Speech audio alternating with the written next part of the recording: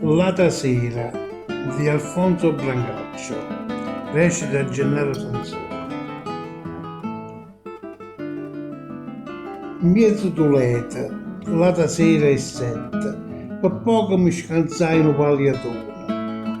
Io non so quasi tanto mi assistette, fui con un momento di distrazione, ma sentì dietro il mano di rocce, poi scarpesai un pelare signore, che prima mi guardai con sangue alla luce e poi mi ringraziai con tutto il cuore.